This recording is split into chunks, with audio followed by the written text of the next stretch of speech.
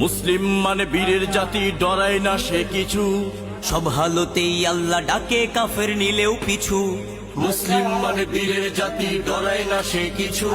সব হালতেই আল্লাহ ডাকে, কাফের নিলেও পিছু। শত্রু পালের ভেতর থেকেও মুমিন জাগতে পারে।